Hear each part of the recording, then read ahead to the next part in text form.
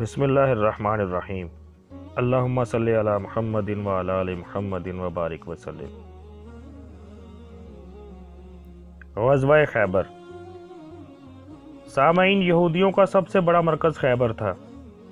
وہاں ان کے بڑے بڑے قلعے تھے اور ان میں ہزاروں آدمی رہتے تھے۔ وہ اسلام کے شدید دشمن تھے اور عرب کے ایک بڑے قبیلے بنو غطفان کو ساتھ ملا کر مدینہ منورہ پر حملہ کرنے کی تیاری کر رہے تھے۔ حضور آقا کریم صلی اللہ علیہ وسلم کو اطلاع ملی تو آپ صلی اللہ علیہ وآلہ وسلم 1600 مسلمانوں کو ساتھ لے کر ان کے استحصال کے لیے روانہ ہوئے۔ مسلمانوں نے خیبر پہنچتے ہی یہودیوں کے قلعوں کا محاصرہ کر لیا۔ دوسرے سارے قلعے تو ایک ایک کر کے فتح ہو گئے، لیکن ایک قلعہ کموز فتح نہ ہو سکا۔ آپ صلی اللہ علیہ وسلم کے کئی پیارے ساتھیوں نے باری باری اس قلعے پر حملہ کیا مگر فتح نہ کر سکے۔ ایک روز شام کے وقت آپ صلی اللہ علیہ وآلہ وسلم نے فرمایا، میں کل اس شخص کو علم دوں گا جس سے اللہ اور رسول محبت کرتے ہیں اور جس کے ذریعے یہ قلعہ فتح ہوگا۔ دوسرے روز صبح کے وقت آپ صلی اللہ علیہ وسلم نے اپنے چچا زاد بھائی حضرت علی علیہ السلام کو علم دے کر قلعے پر حملہ کرنے کا حکم دیا۔ وہ قلعے کی طرف بڑھے تو ایک نامور بہادر مرہب جوشیلے شیر پڑتا ہوا سامنے آیا۔ انہوں نے اسے قتل کر دیا اور قلعے کا دروازہ توڑ کر اندر داخل ہو گئے۔ یہودیوں نے ہتھیار ڈال دیے اور مسلمانوں کے قیدی بن گئے۔ مسلمانوں کو یہودیوں پر بہت غصہ تھا، لیکن آپ صلی اللہ علیہ وآلہ وسلم نے انہیں چند شرائط پر معاف کر دیا اور واپس مدینہ منورہ تشریف لے آئے۔ یہ غزوہ ہجرت کے 7ویں سال محرم الحرام کے مہینے میں پیش آیا۔ سریہ موطا۔ حضور آقا کریم صلی اللہ علیہ وسلم نے بادشاہوں اور رئیسوں کو خطوط لکھے تو ایک خط اپنے ایک پیارے ساتھی حضرت حارث بن عمیر ازدی رضی اللہ تعالیٰ عنہ کے ذریعے بصرہ کے حاکم کو بھی بھیجا۔ وہ خط پہنچا کر واپس آ رہے تھے کہ راستے میں بلقا کے حاکم شرجیل نے انہیں شہید کر دیا۔ آپ صلی اللہ علیہ وسلم کو بہت دکھ ہوا۔ چنانچہ ہجرت کے 8ویں سال جمادی الاولیٰ کے مہینے میں آپ صلی اللہ علیہ وآلہ وسلم نے اپنے ایک غلام حضرت زید بن حارثہ رضی اللہ تعالیٰ عنہ کی قیادت میں 3000 مسلمان ان کا بدلہ لینے کے لیے بھیجے۔ شرجیل کو پتہ چلا تو وہ 1,00,000 آدمیوں کو ساتھ لے کر مقابلے کے لیے نکلا۔ مؤتہ کے مقام پر دونوں لشکروں کا آمنا سامنا ہوا۔ مسلمان بڑی بہادری سے لڑے اور بہت سے کافر قتل کر دیا، لیکن وہ مسلمانوں سے 33 گنا تھے، اس لیے ان پر کوئی اثر نہ پڑا۔ حضرت زید بن حارثہ رضی اللہ تعالیٰ عنہ لڑتے لڑتے شہید ہو گئے تو آپ صلی اللہ علیہ وسلم کے چچا زاد بھائی حضرت جعفر بن ابی طالب رضی اللہ تعالیٰ عنہ نے قیادت سنبھال لی۔ وہ بھی شہید ہو گئے تو آپ صلی اللہ علیہ وآلہ وسلم کے ایک پیارے ساتھی حضرت عبداللہ بن رواحہ رضی اللہ تعالیٰ عنہ نے قیادت سنبھال لی اور وہ بھی شہید ہو گئے تو آپ صلی اللہ علیہ وآلہ وسلم کے ایک اور پیارے ساتھی حضرت خالد بن ولید نے قیادت سنبھال لی اور اس جوش سے لڑے کہ کافروں کو پیچھے دھکیل دیا اور مسلمانوں کو بچا لائے۔ فتح مکہ۔ صلح حدیبیہ کی ایک شرط یہ تھی، جو قبیلے قریش کے دوست بننا چاہیں وہ قریش کے دوست بن جائیں، اور جو قبیلے مسلمانوں کے دوست بننا چاہیں وہ مسلمانوں کے دوست بن جائیں، اور جس طرح قریش اور مسلمان 10 سال تک ایک دوسرے سے نہیں لڑیں گے، اسی طرح ان کے دوست قبیلے بھی ایک دوسرے سے نہیں لڑیں گے۔ اس معاہدے کے مطابق عرب کا ایک قبیلہ بنو خزاعہ مسلمانوں کا دوست بن گیا اور دوسرا قبیلہ بنو بکر قریش کا دوست بن گیا۔ ان دونوں قبیلوں کے ایک عرصے سے دشمنی چلی آ رہی تھی۔ 1.5-2 سال تک وہ امن و سکون سے رہے۔ پھر ایک روز بنو بکر نے بنو خزاعہ پر حملہ کر دیا اور ان کے بہت سے آدمی قتل کر دیے۔ قریش نے بھی بنو بکر کا ساتھ دیا۔ بنو خزاعہ کے چند آدمی مدینہ منورہ آئے اور حضور آقا کریم صلی اللہ علیہ وآلہ وسلم کو بنو بکر اور قریش کے ظلم کی داستان سنائی۔ آپ صلی اللہ علیہ وآلہ وسلم کو بہت دکھ ہوا اور آپ صلی اللہ علیہ وسلم نے قریش کے پاس پیغام بھیجا کہ یا تو بنو خزاعہ کے مقتولین کی دیت ادا کرو یا بنو بکر کا ساتھ چھوڑ دو، اور اگر یہ دونوں شرطیں قبول نہیں ہیں تو صلح حدیبیہ کے خاتمے کا اعلان کر دو۔ انہوں نے بڑے غرور سے صلح حدیبیہ کے خاتمے کا اعلان کر دیا، لیکن بعد میں وہ بہت پچھتائے اور ابو سفیان کو صلح کی تجدید کے لیے آپ صلی اللہ علیہ وسلم کے پاس مدینہ منورہ بھیجا، مگر آپ صلی اللہ علیہ وسلم آمادہ نہ ہوئے اور مسلمانوں کو جنگ کی تیاری کا حکم دے دیا۔ چنانچہ ہجرت کے 8ویں سال رمضان الکریم کے مہینے میں آپ صلی اللہ علیہ وسلم 10,000 مسلمانوں کو ساتھ لے کر مدینہ منورہ سے روانہ ہوئے اور مر الزہران کے مقام پر پڑاؤ ڈالا۔ قریش کو پتہ چلا تو انہوں نے ابو سفیان کو صورتحال کا جائزہ لینے کے لیے بھیجا۔ اتفاق سے اسی راستے میں آپ صلی اللہ علیہ وآلہ وسلم کے چچا حضرت عباس مل گئے۔ انہوں نے اسے بتایا کہ مسلمان آ گئے ہیں، لہٰذا اب قریش کی خیر نہیں۔ وہ گھبرا گیا اور ان سے پوچھا کہ اب کیا کریں؟ انہوں نے کہا کہ تم میرے ساتھ آؤ۔ وہ ان کے ساتھ چل پڑا۔ راستے میں آپ صلی اللہ علیہ وسلم کے ایک پیارے ساتھی حضرت عمر نے اسے دیکھ لیا اور تلوار نکال کر اس پر جھپٹے، لیکن حضرت عباس نے اسے بچا لیا اور لے جا کر آپ صلی اللہ علیہ وسلم کی بارگاہ میں پیش کر دیا۔ اس نے مسلمانوں کو بہت ستایا تھا، لیکن جب اس نے آپ صلی اللہ علیہ وسلم کے سامنے اپنی خطاؤں پر ندامت کا اظہار کیا تو اسے معاف کر دیا۔ دوسرے روز آپ صلی اللہ علیہ وسلم بڑی شان و شوکت سے مکہ مکرمہ میں داخل ہوئے۔ قریش کو مقابلہ کرنے کی ہمت نہ ہوئی، البتہ ان کے کچھ جوشیلے جوانوں نے مسلمانوں کے ایک دستے کو روکا اور وہ مسلمانوں کو شہید کر دیا اور 2 مسلمانوں کو شہید کر دیا۔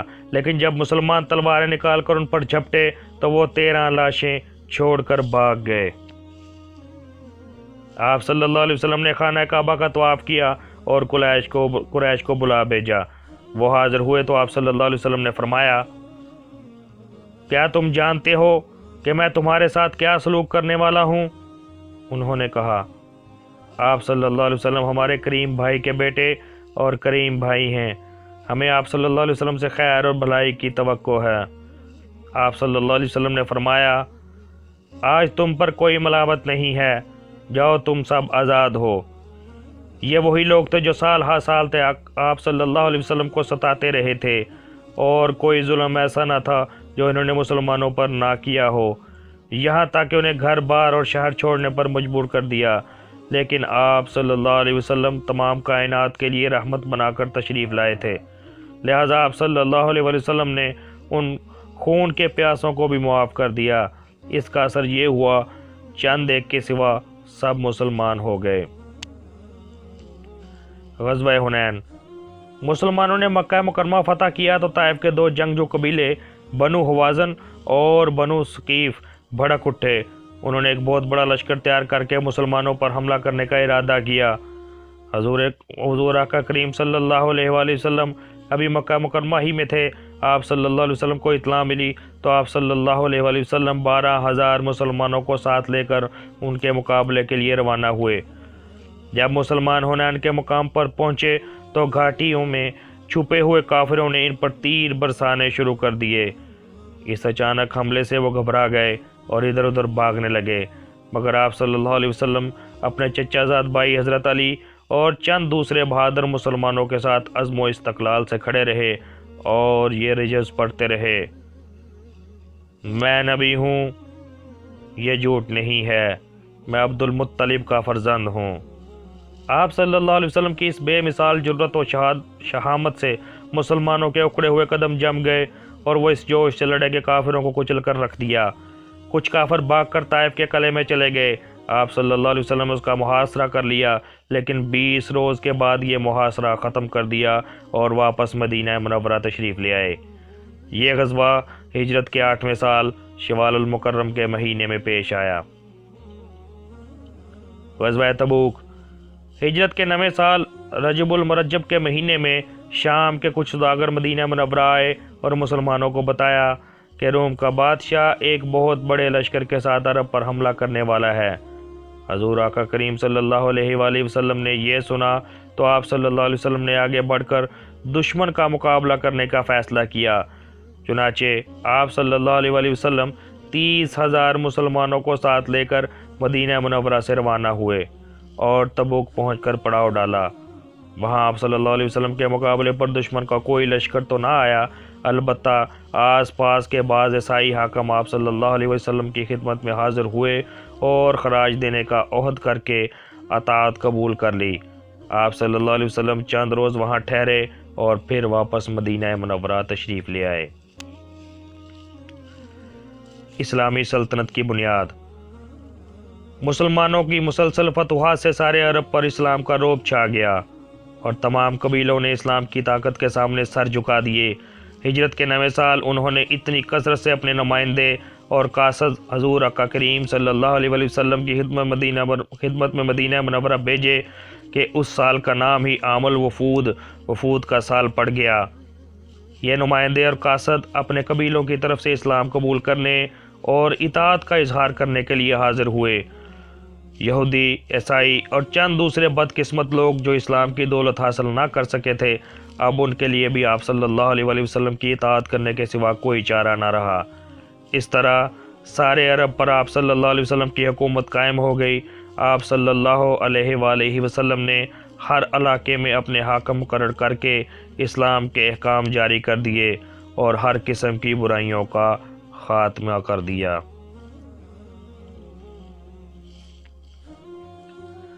حجۃ الوداع۔ ہجرت کے 10ویں سال ذی القعدہ کے مہینے میں حضور آقا کریم صلی اللہ علیہ وآلہ وسلم نے حج کرنے کا ارادہ فرمایا۔ چنانچہ 26 ذی القعدہ کو آپ صلی اللہ علیہ وآلہ وسلم 1,00,000 مسلمانوں کو ساتھ لے کر مدینہ منورہ سے روانہ ہوئے اور ذوالحلیفہ کے مقام پر رات گزاری۔ دوسرے روز آپ صلی اللہ علیہ وسلم نے غسل کر کے احرام باندھا اور اونٹنی پر سوار ہو کر لبیک پکارا، ہم حاضر ہیں اے اللہ، ہم حاضر ہیں، ہم حاضر ہیں، تیرا کوئی شریک نہیں ہے، ہم حاضر ہیں، تمام تعریفیں اور نعمتیں تیرے لیے ہیں اور بادشاہت بھی تیرے ہی لیے ہے، تیرا کوئی شریک نہیں ہے۔ راستے میں اور لوگ بھی آپ صلی اللہ علیہ وآلہ وسلم کے ساتھ ملتے جاتے تھے۔ 5 ذی الحجہ کو آپ صلی اللہ علیہ وآلہ وسلم مکہ مکرمہ میں داخل ہوئے اور خانہ کعبہ کا طواف کیا۔ پھر آپ صلی اللہ علیہ وآلہ وسلم نے مقام ابراہیم میں 2 رکعت نماز پڑھی اور کوہ صفا پر چڑھ کر فرمایا، اللہ کے سوا کوئی عبادت کے لائق نہیں ہے، وہ یکتا ہے، اس کا کوئی شریک نہیں ہے، اسی کے لیے بادشاہت ہے اور اسی کے لیے تمام تعریفیں ہیں اور وہ ہر چیز پر قدرت رکھتا ہے۔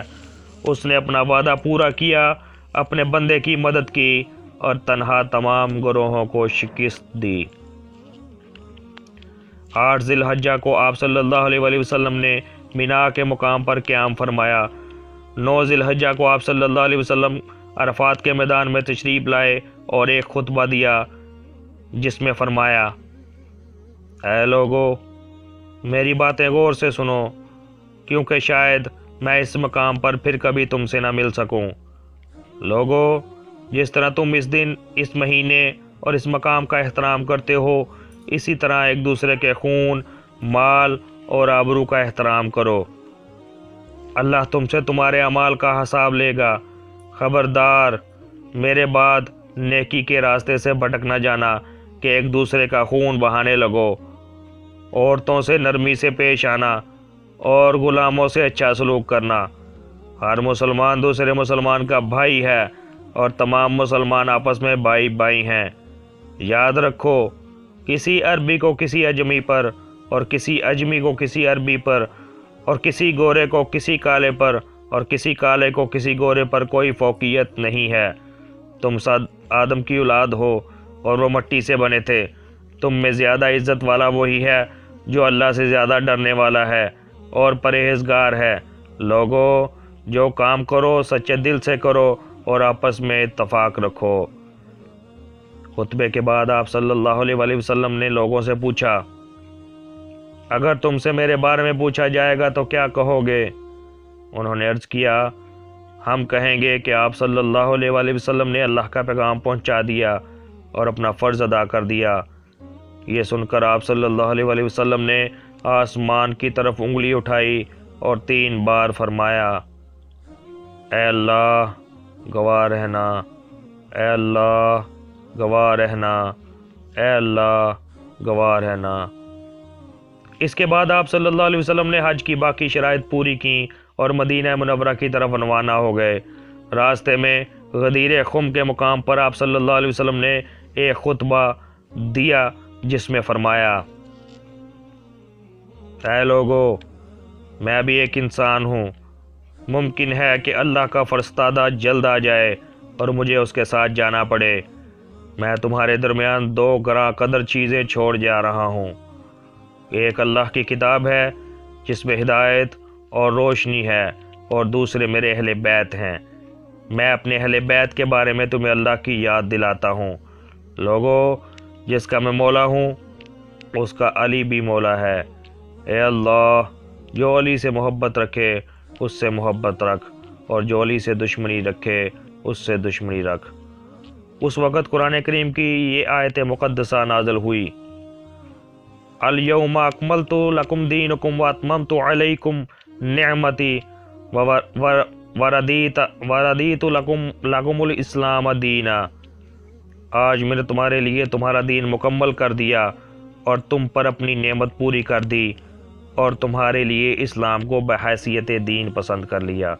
آپ صلی اللہ علیہ وسلم 23 ذی الحجہ کو ذوالحلیفہ کے مقام پر پہنچے، رات وہیں گزاری اور دوسرے روز صبح کے وقت مدینہ منورہ میں داخل ہوئے۔